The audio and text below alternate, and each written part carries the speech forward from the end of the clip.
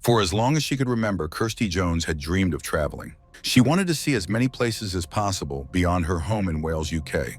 At the age of 14, she firmly decided that after finishing school, she would spend a year traveling around Australia. No sooner said than done. Of course, her parents, Sue and Glyn Jones, as well as her younger brother Gareth, worried about Kirsty, but they didn't stand in her way. Instead, they supported her wanderlust. They knew there was no point in trying to hold her back. So in 1996, at the age of 18, Kirsty left the family farm near the village of Tredeman and set off on her journey with a travel companion she had met through an ad in the local newspaper. The year Kirsty spent traveling around Australia completely changed her. She had left home as a child and returned as a confident, much more self-reliant and independent young woman.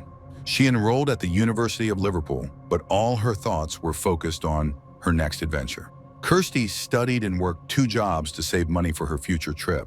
This time, she planned to spend 2 years traveling solo, backpacking through Asia, Australia, New Zealand, and South America. After that, she promised her parents she would finally settle down. Sue and Glyn agreed. They were worried about their daughter traveling alone. But 23-year-old Kirsty was older, wiser, and far more experienced than during her first trip to Australia, and they were proud of her for following her dream. They also knew she wouldn't be alone for long. People were naturally drawn to confident, outgoing Kirsty, and it wouldn't take her much time to make friends with other travelers. Besides, at some point, her best friend and her boyfriend were supposed to join her. And by 2000, technology had advanced enough for her parents to stay in touch with her through video calls and email. Kirsty left in May 2000. She spent a few weeks in Malaysia and Singapore before arriving in Thailand. She had dreamed of living in Thailand ever since she first visited the country while returning from Australia a few years earlier. After Bangkok, she headed north to Chiang Mai, a city nestled in the mountains about 700 kilometers north of the capital. Chiang Mai attracts travelers with its laid-back atmosphere, Buddhist temples, vibrant nightlife, and low prices. Kirsty checked into the budget Airy guest house, which cost her just £1 per room. She emailed her family telling them about visiting hill tribes and riding elephants in the mountain region she had explored with a guide and a small group of tourists. During that 3-day trek, she met other travelers and was absolutely thrilled. She loved Chiang Mai so much. However, her excitement did not last long. It was around 4:30 p.m. on August 10, 2000, when police in Chiang Mai were called to the Airy guest house. A housekeeper had just entered the room of 23-year-old Kirsty Jones and found her lying face down on the bed. A sarong was tightly tied around her neck, and she was completely naked from the waist down, leaving no doubt about what had happened to her. Police rushed to the scene, a typical Chiang Mai guest house, a 2-story building offering tourists simple, budget accommodation. The house had 9 guest rooms, an open bar, and a garden area where travelers could relax. On the 2nd floor, there was also a massage school. Kirsty's room was located on the ground floor. It was a small, very basic space furnished with a bed, an old wooden wardrobe, and a table fan. Floral curtains hung over the window, a necessity since the window looked out not onto the street, but essentially into the corridor. Although the police hurried to the crime scene, they were not the first to arrive in Kirsty's room. Local journalists often monitor police radio channels to be the first to learn about incidents, and in this case, an entire television crew got there before the authorities. Onlookers also didn't hesitate to peek inside to get a look at the murdered girl's body, and they didn't leave even after the police arrived. By the time investigators began collecting evidence, around 20 people had already been in the room. The reporters behaved with no respect for the deceased. They rifled through Kirsty's personal belongings, and one of them even made a judgmental remark after finding a pack of condoms among her things. Another cameraman turned the victim's head from side to side to get a better shot. None of the police officers present seemed at all concerned by what was happening. The victim's body was taken for an autopsy, which confirmed what the police had already suspected. Kirsty had been strangled with a sarong, and before that, she had been brutally assaulted. The police quickly concluded that she had been killed by someone she knew. Her room was located inside the guest house and was secured with a padlock, which could be locked either from the inside or the outside. There were no signs of forced entry, meaning Kirsty must have let her killer in herself.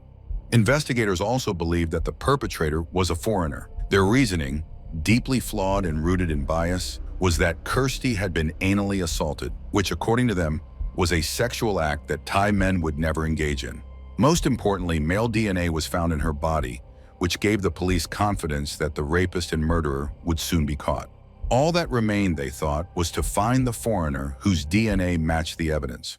Meanwhile, Kirsty's parents, Sue and Glenn Jones, who had no idea what had happened, were on vacation in Spain with two friends. They were celebrating their 25th wedding anniversary. It had been a wonderful trip. They were enjoying every moment of it. On the evening of August 10th, they were getting ready to go out for dinner when someone knocked on their hotel room door. Standing outside were their friends, but their faces said it all. They were pale and deeply upset. They told the couple that they had just been watching the news and had seen a report about the discovery of their daughter's body in a guest house in Chiang Mai.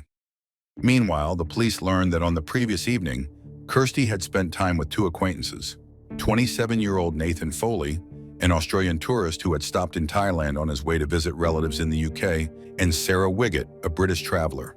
Kirsty and Nathan had met at the guest house where they were both staying. They were each traveling alone, and Nathan had been glad to meet someone he could talk to and explore the sights with. Nathan told police that on the evening of Wednesday, August 9th, he had dinner at a local restaurant with Kirsty and Sarah Wiggett. He said he left the two women around 10 p.m., went back to his room, took a couple of sleeping pills, and fell asleep immediately. Sarah Wiggett was staying at another hostel nearby. She was horrified when officers told her what had happened to Kirsty. The two had met during the 3-day trek that had ended just 2 days earlier, and they had quickly become friends. According to Sarah, after Nathan left the previous evening, she and Kirsty went to explore the night markets, which were about a 25-minute walk from Kirsty's guest house. They wandered around the stalls until about 11 p.m. By then, Sarah had finished her shopping and was ready to return to her hostel. Kirsty stayed behind a little longer, saying she still needed to buy a few more gifts before heading back. One of the guest house residents reported that around 1 a.m., he heard a woman screaming coming from Kirsty's room. A female voice was shouting, "Get out! Get out! Leave me alone!" The witness went to check what was happening, but the noise had stopped, so he returned to his room, assuming it was just a lover's quarrel. The man was an experienced traveler who had been staying at the guest house for several months. Such arguments were not uncommon, and they usually ended without any real trouble. The guest house manager, 47-year-old Surin Shempernet, who also ran the massage school on the second floor, confirmed the witness's account that screams were coming from Kirsty's room. He was taking a shower when he heard the noise and went to check, pressing his ear to Kirsty's door, but heard nothing. Not wanting to intrude on the guest's privacy, he returned to his own room and advised another witness to do the same. Police later cross-referenced the coroner's report on the time of death with the time Sarah Wiggett had said goodbye to Kirsty. They concluded that Kirsty had returned to her room around midnight and had been killed within an hour of returning. The police's working theory was that Kirsty had been attacked by a foreigner, another guest at the guest house. Detectives considered the possibility that Kirsty had invited the killer into her room and then refused his advances, which might have enraged him and led to the attack. The senior investigator proposed another controversial theory, that Kirsty had been accidentally strangled during sexual activity that had gone too far. This theory not only offended Kirsty's already grieving family, but also sparked a wave of criticism toward the local police investigation. In any case, the idea of a romantic encounter led to suspicions falling on Nathan Foley, the Australian with whom Kirsty had dinner the evening before her death.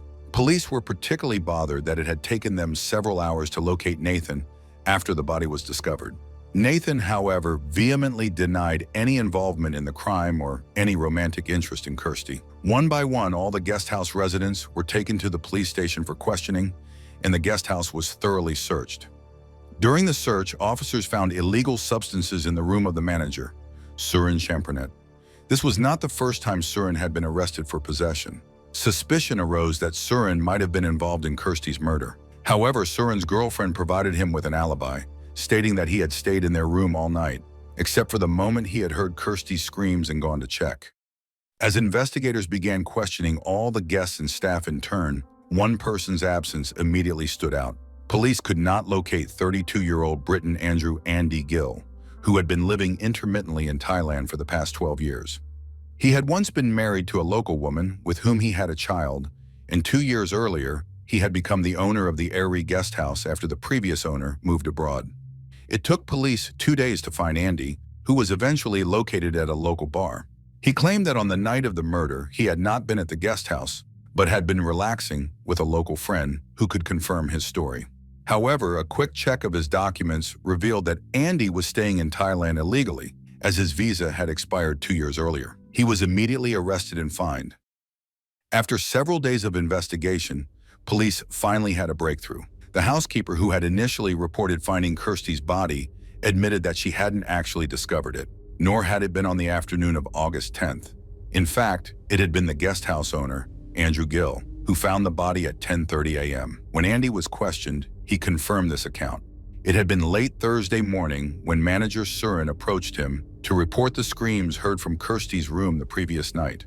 Since no one had seen Kirsty on the 10th and the padlock was still hanging outside her room, Andy immediately assumed she had argued with someone during the night and left without paying. Andy had the key to the lock, so he opened the room and, to his horror, found Kirsty's body. He called Surin to show him what had happened. Andy fully understood that the police would immediately learn about his expired visa, so he fled, attempting to contact someone in immigration who could sort out his legal status. Surin confirmed Andy's story, but questions remained. Why hadn't Surin called the police himself? If his goal had been to hide the illegal substances, he had done a poor job since they were quickly found. Considering that Surin had prevented anyone from entering Kirsty's room when the screams were heard the night before, the police began to suspect that these two men might have been trying to cover something up. Andy and Surin quickly became the primary suspects in the investigation. The case took an unexpected turn when 34-year-old Narong Pojanatham Rongpongso, more commonly known as Abraham, came forward to the press and police, stating that he wished to file a complaint. Narong belonged to the Karen tribe, an ethnic minority in northern Thailand. The Karen are a group of peoples who migrated from Myanmar to Thailand in the 1990s, primarily settling in the northern border regions. The most famous branch is the Kayen women, known for wearing brass neck rings, which create the visual effect of elongated necks. Narong recounted that he was walking along a road when a van suddenly slowed down beside him and several men jumped out. They seized him, threw him into the van, blindfolded him, and forced him to swallow something. The next thing Narong remembered, he woke up in a place resembling a cheap motel room. He was surrounded by men in plain clothes whom he initially assumed were police. The kidnappers pressured him to confess to Kirsty's murder. They did not claim he was guilty, but insisted he was a second-class citizen who should help the country by aiding the investigation. They told him that if he agreed, he would face prison time, and if he refused, he would be executed. Narong knew Kirsty. She had been one of his many clients, but they had never been alone together. That did not matter to his captors. For hours, the men tortured Narong. They stripped him, beat him, stood on his chest and stomach, and pulled and burned his pubic hair. At one point, one of the men ordered him to masturbate to ejaculation, which Narong refused. The man attempted to do it himself, but stopped when it was ineffective. The captors threatened that if Narong's DNA didn't match the crime scene, they would make it match. Terrified, Narong still refused to confess, trusting that God would protect him since he had done nothing wrong. After several hours of torture, he lost consciousness and awoke at a police station on the outskirts of the city, where he was released without explanation. Being a member of the Chiang Mai Tour Guides Association, which supports licensed guides, Narong immediately reported the incident there. An association official advised him to go to the press first before filing a police complaint, fearing that Narong could be framed or used as a scapegoat. Narong followed this advice, contacting journalists and showing his bruised torso. The police promised to investigate this shocking case, but none of the attackers were ever found. Journalists noted that Narong had been extremely fortunate not to have been forced to sign a confession, and even more fortunate to have survived, given the treatment of ethnic minorities in Thailand. Thus, up until the 10th day of the investigation, the police had made no real progress in the case. Yet it had already become plagued by scandals and criticism from which it was difficult to recover. Finally, the DNA test results that detectives had been hoping for arrived, but their hopes were in vain. The DNA did not match any of the guest house residents or staff. Moreover, it belonged not to a European, but to a man from Southeast Asia. Despite this, the police persistently claimed they were looking for a foreigner, arguing that he might have been an accomplice to the rapist. They ordered a retest of the DNA, while also offering a reward of 30,000 Thai baht for any information related to the case. Considering that the monthly salary in Chiang Mai was around 8,000 baht, this was a highly attractive sum for local residents. On Thursday, August 31st, The results of the second DNA test came in, and once again, there were no matches. For the first time since the start of the investigation, the police were forced to admit that the case was not as easy to solve as they had originally thought. One by one, the men were officially cleared of suspicion, and their passports were returned, all except for manager Surin.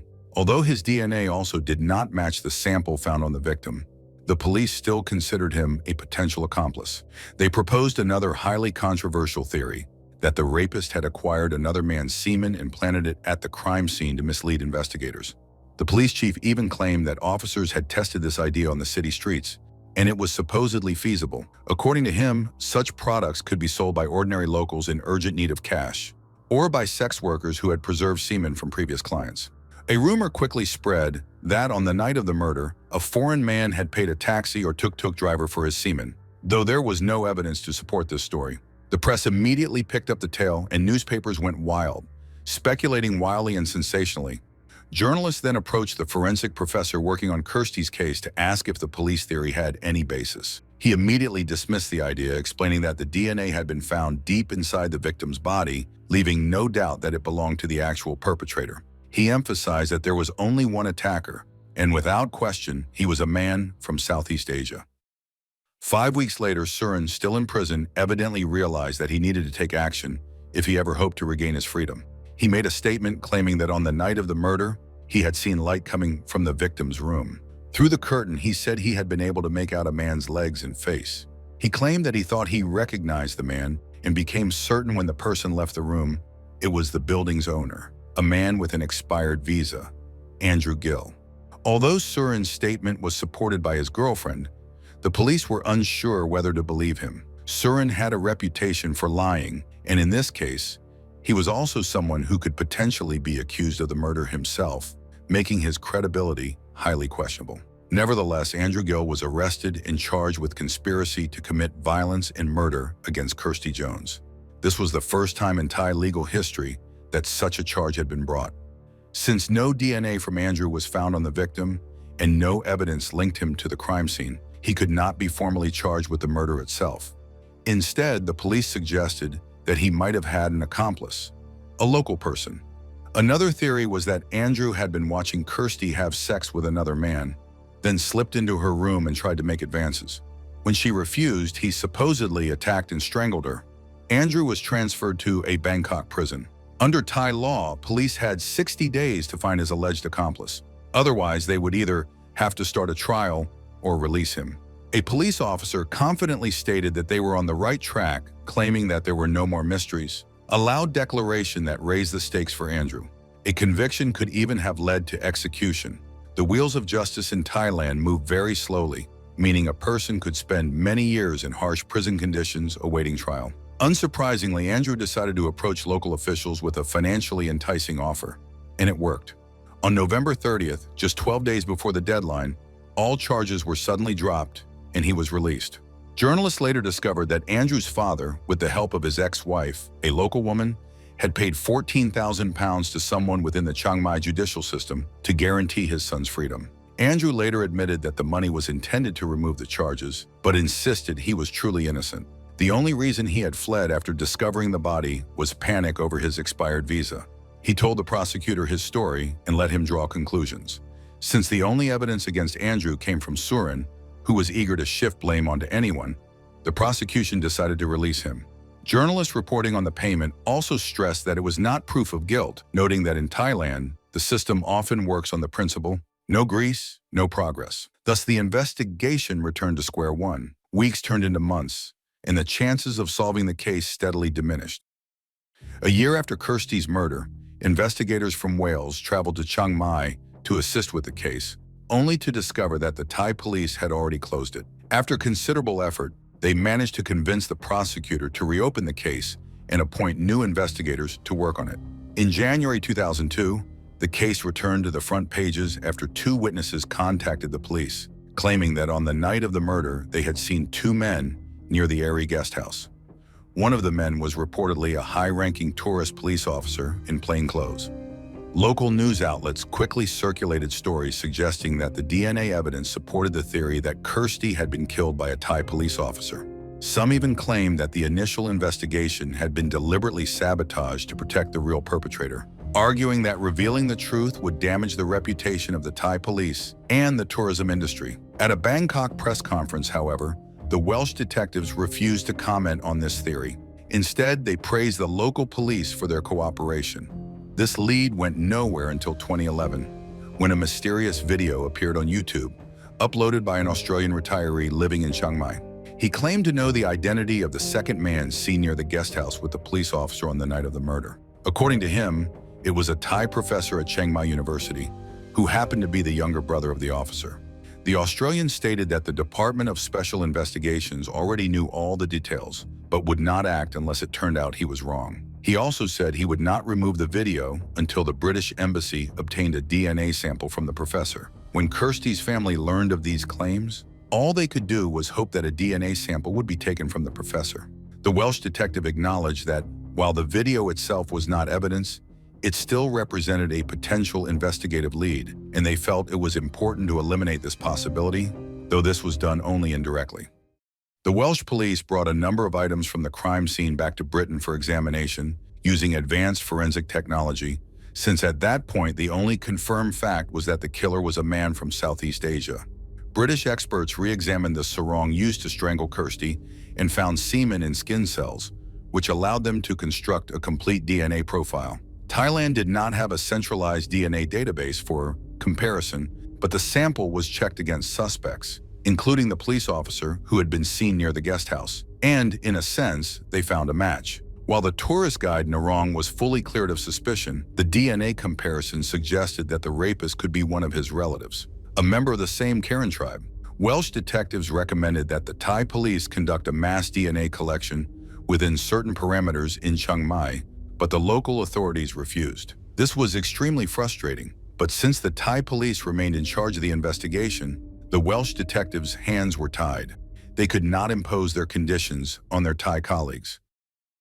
In 2014, the Thai police again came under harsh criticism following the murder of British tourists Hannah Witheridge and David Miller on Koh Tao. Authorities were accused of corruption and covering up the truth after the two Burmese suspects claimed that police had tortured them into giving false confessions.